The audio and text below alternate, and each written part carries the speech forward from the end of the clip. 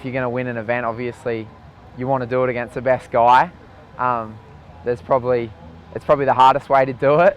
And you know, at times in the past, I might have been guilty of kind of being overawed by the moment, you know, in heats against him. But luckily, the two big heats that everyone remembers have been those finals, and you know, I've managed to kind of step up to the occasion. So yeah, I kind of think the pressure's definitely been something I've thrived on. You know, those big heats I really look forward to, and that's what you put all the hard work in for.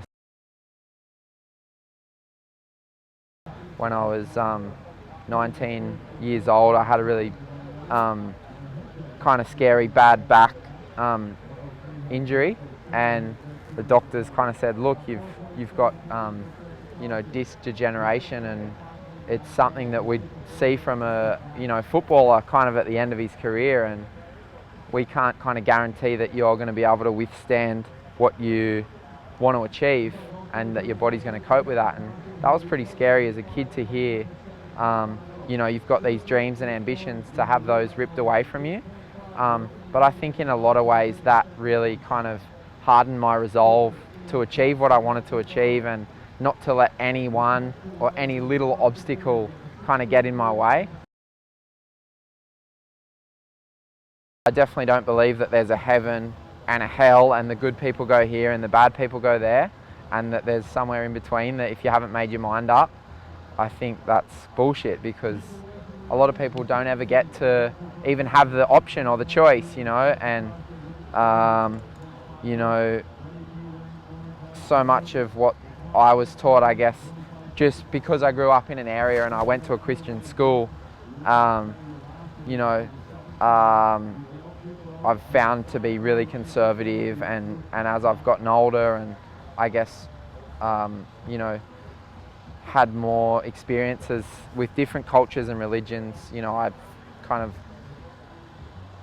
I guess, found myself disagreeing more and more with, I guess, some of the things that I was taught as a youngster. And yeah, I don't know, if we die, maybe that's it. Maybe you've spent your time on earth, and to answer your question, I've got no idea what happens after we die.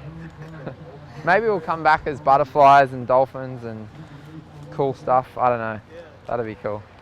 It kind of freaks me out when I start thinking about it, to be honest. But I just try and enjoy every day, and you know, when your time's up, I guess.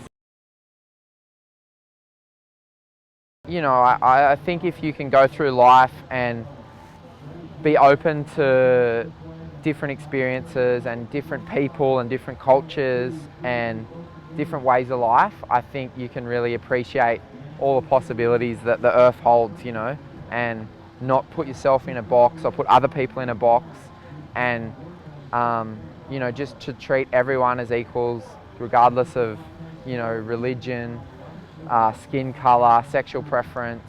You know, I think that's what I've learnt. And yeah, you know, we travel to some places where people don't have a lot, and they seem a lot happier than, you know, Sydney or California, where we've got all these fancy cars and cool houses and country clubs and things like that. So, you know, going to places like South Africa, where you see the young kids playing in the townships with little toys that they've built out of scraps, and you know, the kids in Tahiti that are happy just to go out and row on their little canoe or go fishing and stuff like that. You know, I think that's taught me a lot about life and given me a lot of perspective, and just to be happy with what you've got and not always be striving for that next thing, to try and be in the moment and enjoy what you've got.